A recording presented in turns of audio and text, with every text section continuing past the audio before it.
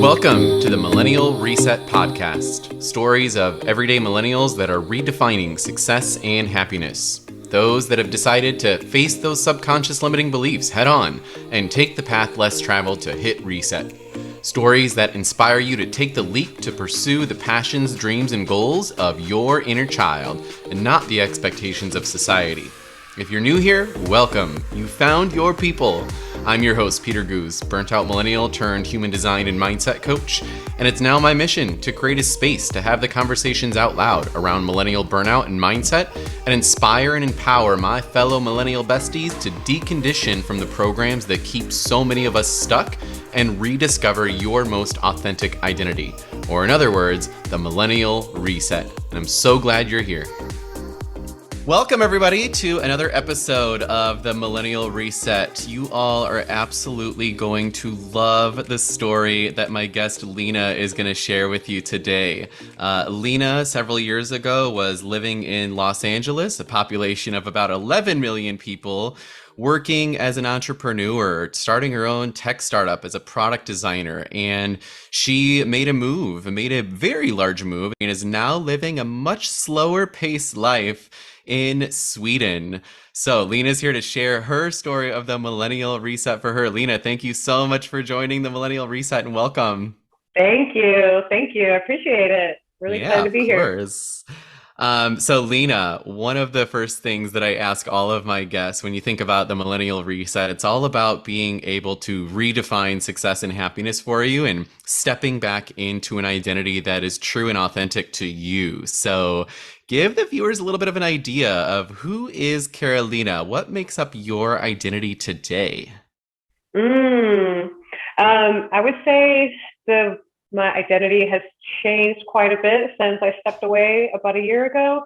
But the pieces that still remain is that I'm still a creative at heart, and that I still like to make things, and that I'll continue to do so no matter where I am. It's just, for myself now more than for anybody else, as Yeah, I would say. definitely. Um, yeah, so that's probably how I define myself today, is a creative living for my own means more than anything. Yeah. Carolina and I were talking earlier just before this about like how so often when you kind of go through that reset moment of yours and you begin to step into this identity where you rediscover all the creative parts about yourself that sometimes we forget about. So you're going to love that part of Carolina's story as well. So Carolina, you've now been living in Sweden for how long now? For about a year. It's been 11 months. About 11 Uh, months. yeah, we arrived on May 28th Mm-hmm. last year officially, and kind of hit the ground running. It was right in the summer here in Sweden, so Yeah. we came at a perfect time. Lots of daylight. The climate shift from LA wasn't too drastic. Yeah, definitely. But it was a big shift because Carolina was telling me earlier the town that you live in is a population of about what, 400, you said?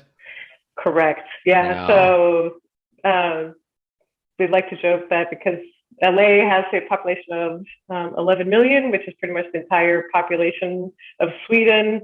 Now we're living in a town of 400 people, which is a very different experience in that Yeah. you really get to know your neighbors completely.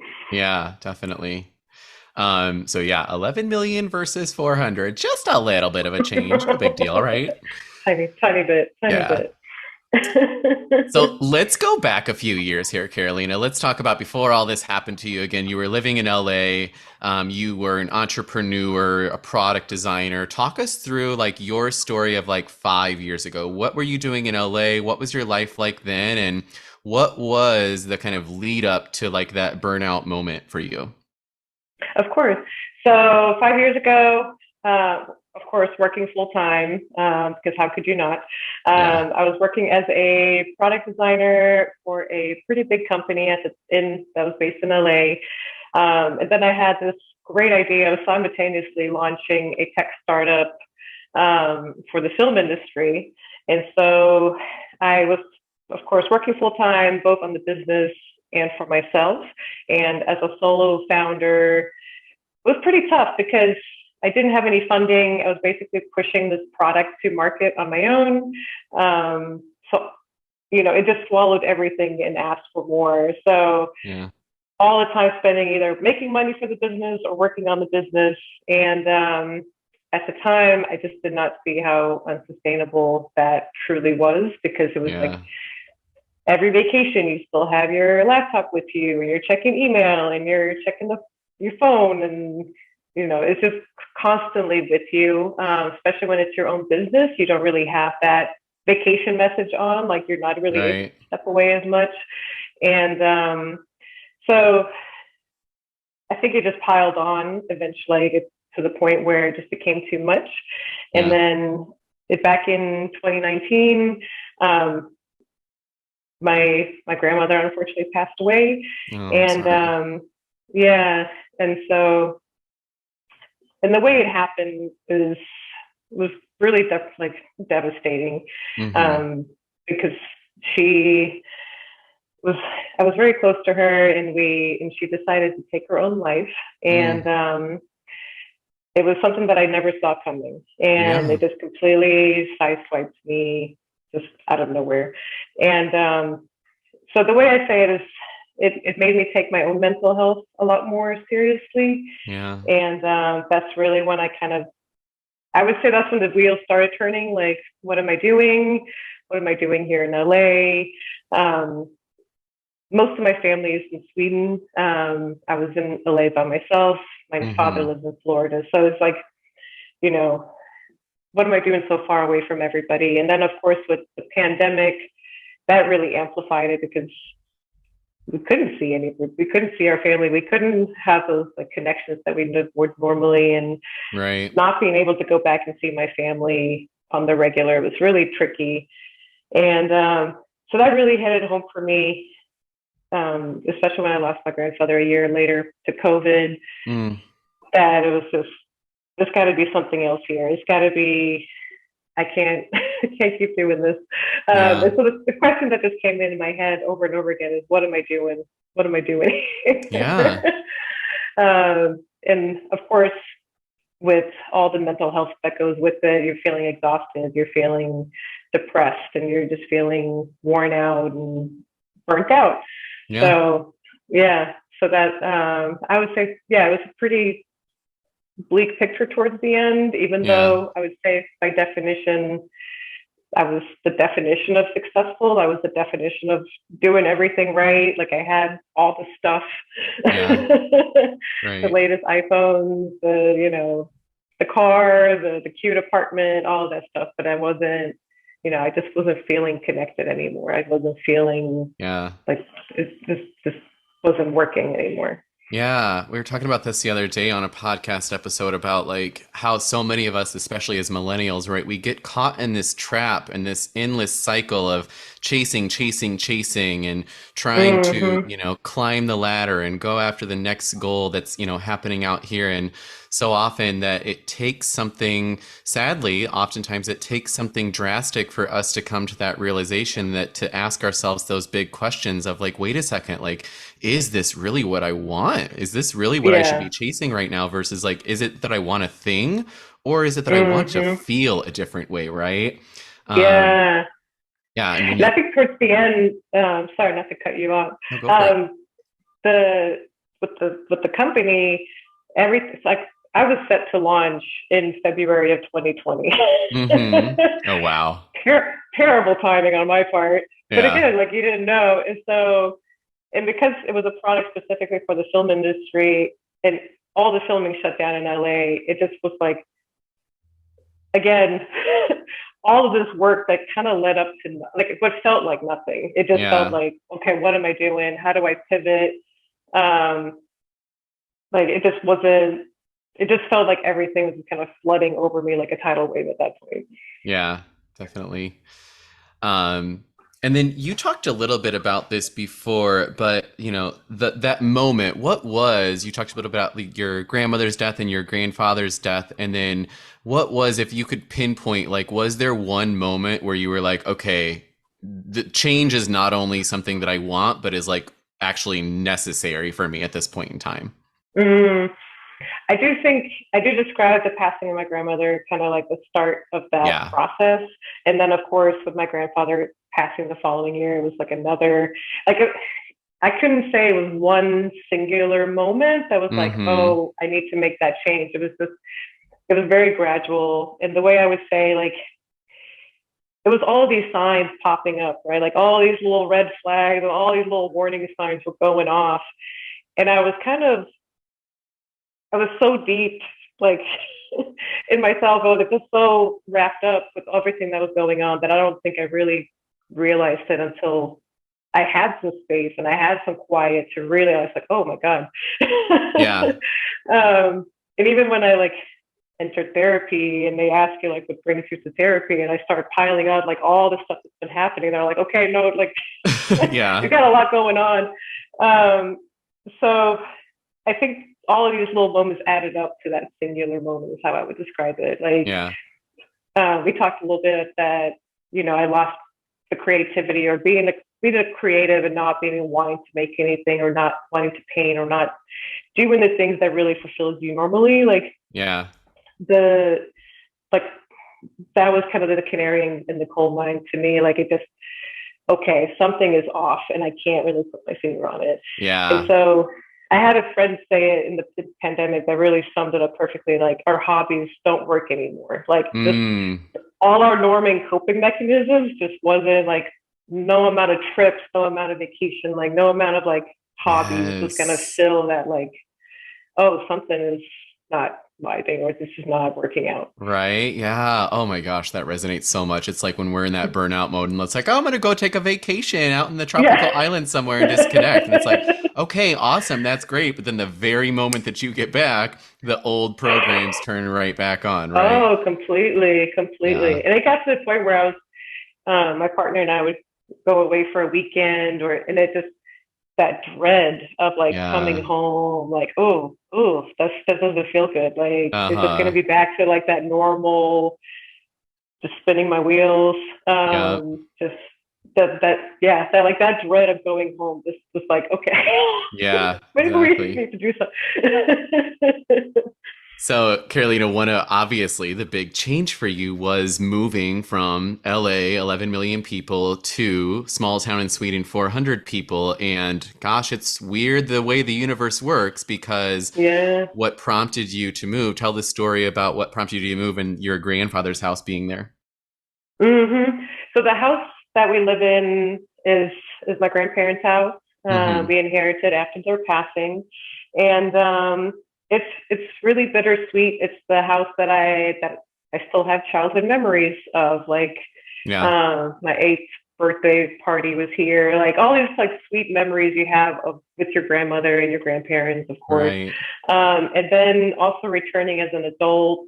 I left Sweden when I was 12 years old, and now I'm coming back as I was 38. I'm 39 now, so 26 years later, Yeah, of I'm a stranger in my homeland, kind of like yeah. I'm learning this whole new country with my partner who's an American, Mm-hmm. and so this new town. I mean, I think we're incredibly grateful we couldn't have asked for a better place to land. Yeah. The street, I mean, everybody knows each other. It's like Mm. you're walking somewhere, you're gonna stop at least 5 times to talk with neighbors, and they're gonna invite you over for coffee, and you're gonna have Oh, pastries. Like yeah, it's like that like idyllic TV show that you're like, oh, like yeah. is it real? Yes, it's real. Um, and it's fun. Like you run into your neighbors at the grocery store, or you're about walking the dogs. Like you run into people all the time. And so what I've discovered is everything is in community. Like everything Mm. is right here. If we need to borrow something, there's a neighbor. Like, oh, do you need tools for the house? We have tools. My neighbor down the street is really good at IT. Like Yeah, everything is right next door to you. Like it's right here, yeah. I was which telling is really Carolina. lovely. Yeah, I was kind of joking with Carolina before we jumped on here of like, it's like your own little lifetime movie. You're moving to the small town It in really, Sweden really is. where, yeah, I can just picture it in my mind. Here's what I love about your story there, Carolina. I want you to tell the audience of like what that switch was like for you in the first few weeks that you were there. I know you talked about like the deafening silence and just giving your time that rest. So paint the Hmm. picture of like what were those like first few weeks of living in this new space like for you? So I would backtrack maybe like 2 weeks before we actually made that trip, because the last 2 weeks is like you're packing up your entire apartment. Like Yeah. we put our stuff on pallets to ship it over. We ended up shipping our car because it ended up being less expensive than buying a new one. So it's like you're wrapping up everything, and Mm-hmm. there's a million different pieces going on at the same time because you're like, we have two dogs, so how do we bring the dogs on the plane? Like getting Yeah. them approved and through customs and all this stuff. So it's very high stress. And I would say like it was like the final sprint to get to the finish line.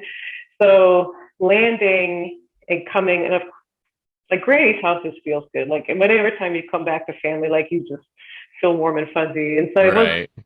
the first couple of weeks we just like slept. That's all we Yeah. did. And it was that deafening silence was because there was no police helicopters. There's no like police sirens or any sirens or fire trucks going down the street. Like there's no traffic. Like it's just Yeah.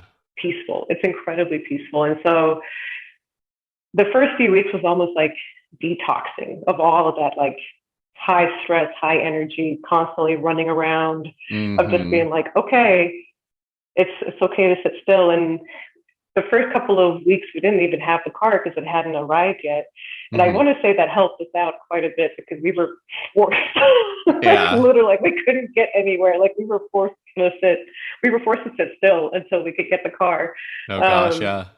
so that really helped us. Like, okay, we got to do meal planning. We got to like make sure we grocery shop and are strategic about this because there's no Grubhub, there's no Yeah. DoorDash. Like, there's nothing that's going to deliver to us here at 8 o'clock at night. So um, it's always like everything closes down at 7, and then you're like you Yeah. hunker down for the night. So Right. it's a big shift, yeah. So Yeah. it's I mean, trading that peacefulness for convenience. I like it's hard for me to imagine. I'm sure that our viewers can probably relate too of like being trying to imagine being able to go from that environment of like stimulus overload to like no stimulus. I'm like, wait a second, Yeah, what's my none. brain supposed to do right now? Yeah, no, because so often like we would have TV on in the background. Like we have no TV here. Like Oh, really? that Wow. Yeah. constant background noise is, now it just feels like a nuisance. But at the time, like we had music or we had something always on in the background. Like you said, like that constant stimulus, to Yeah. now just being like, yeah, it's quiet, it's Uh-huh. nice. We Oh. listen to the birds. We have deer in the backyard. Like it's a very different form of entertainment. Oh my gosh. Carolina, do you have a spare bedroom? We I'm absolutely do. coming now. I'll be right there. So let's dive into kind of like what life is like for you now, right? And what I really want to focus on is not only the changes for you physically, right, in your environment. We'll kind of get to that in a moment, but talk us through a little bit about like what were the parts of you that you had to leave behind? Not only Mm, leaving behind your old environment, but also like leaving behind kind of that old mindset, right? Moving from this fast paced to slow living life. What were those hmm. parts of you that you had to leave behind, and what was that like for you? Was it challenging? Was it, yeah. It was a gradual process for that as well, I would say. What's interesting here is nobody's going to ask you what you do for work. And like I feel Wow. like in LA, anywhere, like they always like, oh, what do you do? Like Yeah. what are you? Right? Like what do Yeah. you? And so we've become so wrapped up in like our job title. Like, Yeah. oh, I'm a designer, I do product, like I'm this, I'm that, or I'm working on something. Like that we become the project. Like I'm working on this tech startup, I'm working in tech. Like, Yeah. and here it's like nobody really, like, not to say they don't care. I'm sure they care, but they don't ask about it. And so they just, Right. Yeah. it's the identity is so, it's different in that it's not centered around work and what you do. It's Mhm. centered, of course, who you are. Like you're a lovely person, we want to have you. Yeah. But it's probably more like, oh, like it's for me because I have history. I'm Roland and Beardy's granddaughter. That's part of my identity. So I have Yeah. history, and everybody knows me. And then of course we're the Americans now, because that's a very big event that the Americans come and move to their little village. Uh-huh. But then I would say my identity has also shifted to not being centered around work. So I'm discovering who am I when I'm not working. And so Mm. I would say I'm still discovering that. I'm finding out new things about me that I didn't know I could do. Like we've been renovating this house quite a bit, so I'm learning how to install wallpaper and Uh-huh. paint and plant potatoes. So I guess I'm the gardener. I'm the Yeah. I'm the farmer. I'm the renovator. I'm all of these new things that I had no idea before. Yeah, right. But it all kind of ties in, right? It's like when you talk about Yeah. rediscovering that creative part of you, it's like so many Mm-hmm. times I think we think about like creativity in terms of like you creating a thing versus like Mm-hmm. you're not, you can create whatever you want in your life. Create something by Yeah. hanging wallpaper, create something by planting a potato, right? Oh, absolutely. Like I'm creating the spaces now versus like a product Yeah. or a website or an app. So I'm now looking at like, okay, what do I want to be? What do I want to keep around me? What Yeah. do I want my spaces to feel like? And that's really, really fun. Yeah. And I Oh, and would I say love oh, go ahead. I was just going to say, I love what you said too. I'll have you kind of explain this metaphor, this analogy of yours of what you talked about of like the church versus state. Talk to our audience a little bit about what you mean by that. mm, I can't take credit for it. There was another creative that came up with it, and I'm trying to remember. It was at like a design conference, but Yeah. essentially, it's two separate entities. Your state is could be your job. It's what keeps you fed, keeps the roof over your head. It's not the most life fulfilling, but that is your church. The church is what makes you want to get up in the morning. That's what Yeah. really like makes you excited. And it's okay to keep them separate. And I Yeah. think I've blended the two before, and that's gotten me burnt out. And because I've always wanted to do more and create more, and so now I'm discovering what is my church to Mm, just for me. Like instead of creating something for somebody else, like what yeah. do I want to do? What do I want to make? Like what does Karolina want to do today? Yeah. And making that my church. Yeah. And you talked about this a little bit before, in addition to the wallpaper and the gardening. And you talked about your, picking back up the paintbrush. Talk to us a little bit about what that journey was Mm-hmm. like of being able to kind of rediscover that part of you that had been covered up for so long. Yeah. So I haven't actually painted a canvas yet. I've been painting a lot of walls. So I don't want Uh-huh. to, but coming back to that creativity, and it was really nice because for a long time, I kind of thought I'd lost it. Like it Mm, wasn't there anymore for a long time, or I'd just do something really small. But I actually just bought my first canvases a couple of weeks ago with like an intent of like, oh, I'm gonna paint something, yeah. and that felt really good to do. Like I'm still working on like getting in that habit of actually sitting down and painting again versus Yeah. painting on the wall and painting Yeah. and wallpaper. But it's nice to get those creative juices just flowing, and TikTok has certainly helped. I see a lot of like really incredible painters on there, and it's just like, I think I could make that. Like, Yeah. I could do that. I love that. So it's yeah, so it's nice to be inspired Mm-hmm. and seeing what people are doing. Yeah. And you talked about this, obviously this is very common among millennials too, is this like whole belief that so many of us hold, especially when we're kind of stuck in that rat race of our level of productivity determines our level of self-worth. And when you Mm-hmm. step away from that, right, it becomes a real challenge because it's like, okay, well, if the job title is no longer what's going to bring me my self-worth, then what will bring me my self-worth? Um, Absolutely. so I love what you talked about before, and I want you to talk a little bit about this with our audience of like, what is it now that you're kind of living in this new or rediscovering this new version of you that's always kind of been there of like, what are the pieces of you now that you know and love about yourself that maybe you had forgotten about that you're beginning to rediscover now? Yeah.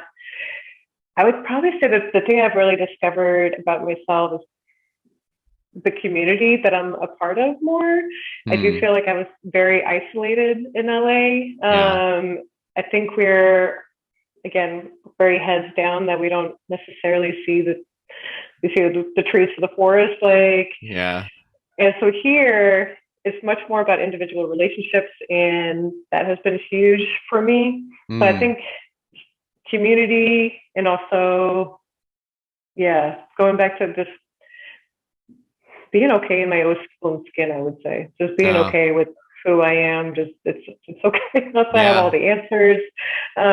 We talked a little bit about that, like being okay with ambiguity, not Hmm. knowing, you know, before I always had that 1 year plan, I had the 5 year plan, I had to do list, I had my calendar, like I had all that stuff mapped out. Yeah. And now it's just not, like, it's just open. And that to me is Hmm. really exciting at the same time. Like, it's completely just a new frontier of just like, Yeah.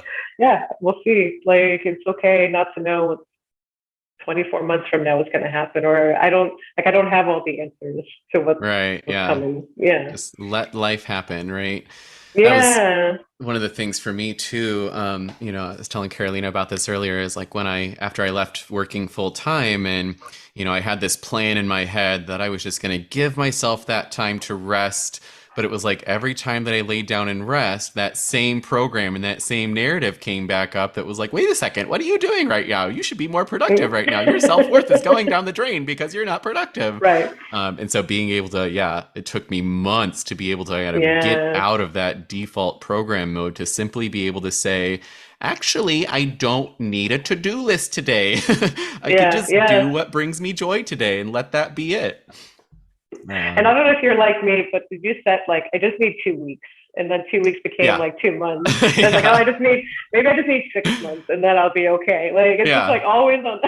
Well, And what because I've learned yeah, to, that's oh, what go I ahead. did. Is I told myself, I was like, okay, I just need like 2 weeks of rest. But then, like on day two of those 2 weeks, I was like, nope, I better go do something now. I couldn't rest. I could not Yeah. rest. No, it takes a long time. And what I'm learning too is healing is non-linear. Like, Oh my gosh, yes. yeah, like some days are good days, some days are bad days. And so it's Yeah. like, but also acknowledging those bad days, that it's just a bad day. It's Mm-hmm. okay. Like, Yeah. sometimes it's it's not always puppies and rainbows. Right, yeah. And it's like one of those things too, especially for millennials, where it's like we have this really, ingrained habit of like so much generational trauma and so many negative historical events that have happened, where we've gotten into this habit Oh mode my of just god. like dissociate, because we just can't deal with it, right? There's so much trauma there Yeah, to deal with. And the yeah. default mode becomes, okay, I'm just going to kind of shove that down for now. And like, yeah, there's going to be bad days. And eventually you just get to that place where it's like, you know what? I'm just going to allow myself to feel these emotions out without giving them thought, Hmm. right? Yeah, Ugh, yeah. huge. I had a day like that just 2 days ago, and I was Yeah. spinning. But like now to the point where I can acknowledge, okay, you are spinning, you are having Yeah. these thoughts and feelings, and that's okay. Like, Yeah. we're gonna have it. We're gonna sit in it for a little bit, but we're not gonna live there. Like, we're gonna Exactly. just Yeah. have a moment, and the next day was okay. Like, I was able Yeah. to move past it. But yeah, like I said, a lot of dissociation. I have a joke where it's like, just put it in a box, like this, like Uh-huh. COVID, everything Yep. that's happened, like. Tape that Just, bitch up and put it in storage. yeah, yeah, we're gonna deal with it later. Yeah. Totally. Okay, so Carolina, I know everybody wants to know the answer to this question. You live in like this town of 400 people. I asked Carolina to send me photos, so we'll be sure to post some of those along with the episode. But paint the picture for us. What does a typical day look like for Carolina now? It's beautiful. Mm, Um, it's really lovely. I'm super grateful. A typical day for me, my partner and I wake up together. We sometimes we have a very slow start. We have a lot of coffee in bed, like I said, yeah, a lot of cinnamon rolls, and then we take the dogs in the woods. That's been our regular thing, which has been really nice because we have actually gotten to see every season now. So we came here in summer, we got to see it turn to fall. We've now been here through winter, and we're now seeing spring, like just on the cusp. So uh, having the woods in every direction. Like when you step out the door, any way you go, there's so much nature. There's so much history. Yeah. Like we have the lake within like a 5 minute walk. So it's, I would say the typical day is always reconnecting with nature. We do a little bit of work on the house. We were really ambitious in the beginning, but then we had to kind of pull back from that productivity mindset Yeah. of like, it's okay, we're not gonna like remodel this house in like 3 months. Like it's gonna take a little longer. Uh-huh. But it's a lot of, you know, painting walls, putting wallpaper. We put in new floors, and then making a lot of good meals at home. Yeah. Really getting into my cooking skills again, because again, the restaurant is right next door. Like we can't just go and pick something up. We do have to, but it's, I would say, very, we're more healthy because of it. Like we're Yeah. cooking, we're eating healthy. It's slow living for sure. Like things shut down at 7 o'clock and Yeah. better be home. But it's really nice. Ugh. It's yeah, like I said, we don't really have a TV on that much anymore. It's a lot more like we read a book or we Yeah. sit and chat or we, yeah, like Mhm. we have our computers and in between I do a little bit of work. So Or yeah, hey, go to yeah. I'd be that person, sometimes it's like I'm such a grandpa these days where it's like 8:30 and I'm like, okay, it's bedtime, but then I like lay down in bed and I'm like, wait a second, it's still light out. People are still doing things, but I'm like, shoot, if I lived there, at least I could like justify my 8 o'clock bedtime a bit Oh more. yeah. That's when you go on TikTok for like another hour and then you're like, okay, now it's 10. Now I can go to Yeah. bed. 5 hours later. Right. Ugh. So, So Carolina, obviously, like, one of the big things I imagine for you is like not only relearning things about yourself, but also like relearning your heritage. Because, like you mentioned before, you grew up in Sweden, you left when you were 12 years old, you came back, hmm 26 years later. What is it that you learned about your connection to this place that you're now coming back to? oh my goodness. It's, it's more profound than I had imagined first arriving here. Yeah. So it's kind of crazy because I do enjoy doing family research and doing family history, like I'm on Ancestry and all that good stuff. And but so that I do have history in this house, and I did grow up here. But even just the area, like I can, I think my dad has been able to trace generations down to like the 1700s. Mm-hmm. Like it goes far, far back, and it's all in the surrounding little towns, not just towns specifically, but like one town over, my mom's family used to live at for like multi generations. My dad's family lived in another little town really close by. And so it's, Yeah. I kind of had this, I would say, profound experience coming back of like, because it's nothing but farmers as far as like the eye can see. Like my Oh, yeah. family farmed the land and like that was it. Uh-huh. And a lot of them probably wanted to leave and wasn't able to, or a lot of them dreamed of going to the States and couldn't make it. And so Yeah. I think about the way my life was and like going all the way to California, right? Like I'm living all Mm-hmm. this stuff and then I come right back to where I came from. Yeah. Like um so it's kind of a profound experience of like, oh, I'm right where all of this like all my family history is, all of this Yeah. generational, like it's all right here. And Yeah. so, and just having these connections is really profound too. Like I said earlier, my partner hikes with my shop teacher from third grade. Oh Like they my go out gosh. hiking together. Like, and he still remembers me. Wow. But even all the neighbors like remember me as a child. Like that to me is just incredible. Yeah. Oh my So. goodness. I love it. All right, Carolina, one last question for you because, everybody's probably thinking right now, oh my gosh, I want to live there. I want to live in that small town. But obviously, not all of us can live in Sweden as much as we would love to be able to live that slower paced life. But knowing what you learned about yourself just more in general, right? Like, is there anything hmm that you would tell others out there, especially other millennials that are really feeling like you were 5 years ago, stuck in that space of just like stress and burnout mode? Is there anything that you would say to others out there that can't necessarily maybe quit their job and move to the other side of the country? Is there anything that we can still hmm do to still be able to live a more slow paced life? Hmm. I think the lesson that I wish that I had done when I was in that fast-paced environment was to set better boundaries with myself, Mm-hmm. um, especially when it came to that work-life balance. Like, I think, especially for millennials, we want to be helpful, we want to help out, we're very eager to jump into stuff, and then suddenly you're like, why am I doing all-nighters and weekends, and like there's just no end to it. Yeah. And so I wish I had been more disciplined with myself of just saying like, nope, like 5 o'clock, I go home, and I'm gonna have my family time, or like weekends is, like sacred. Yeah. Um, so putting more priority on my spare time or my free time, and really making that a priority to do self care and like regenerating that energy that I needed. And Mm-hmm. so I do feel like for people that feeling burnout but can't necessarily make a change right now, having those set times, like Yeah. your weekends should not be negotiable. Like don't Yes. find that balance, right? Mm-hmm. But also to make a change. Like I was surprised.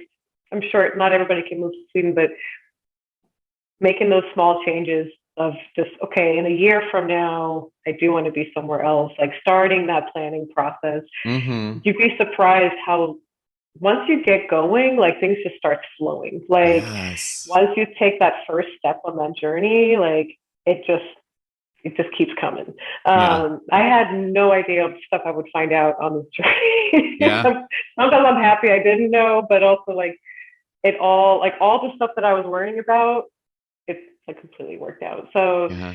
and the things that I would say, like, I mean, there's definitely curveballs along the way, but Right. like I said, if you just keep moving towards that goal, it Yeah. big shifts will be happening. It's the shift, I think, of when you just simply set an intention, right? To set an intention of this is how I Mm-hmm. want to feel, or this is what I want out of my life, and just let it Mm-hmm. unfold and watch the Yeah. beauty of it. It's going to be Yep. painful sometimes. It's not always going to be comfortable and pretty and Yeah. butterflies, but Nope. being able to just set that intention and allow what Yeah. happens to happen, right? Oh, Yep. Yep. cool. No, it's beautiful, and Yeah, it's the universe will move in our favor. I believe that. exactly. So yeah. Agreed. Well, So Karolina, I'm sure everybody is going to completely fall in love with your story. Just want to thank you so much. Such a pleasure to have you on and tell this amazing story of yours. Thank you so much again for your time here on the Millennial Reset thank podcast. you. Thank you for having me. It was Of really lovely. course. And thank you all so much for listening in. If you like what you heard today, be sure to share far and wide with all of your millennial besties because I truly believe that the conversation is just getting started. It's not just Hmm. a you, me, or a me thing. It's a us thing, right? And when we begin to realize that it truly is all of us, so that we're not alone, and we can begin to have the conversations out loud. You can always go to www.themillennialreset.com to learn more and subscribe to the podcast. And again, be sure to share it with everybody else that you know. And tune in next time for the next episode of The Millennial Reset.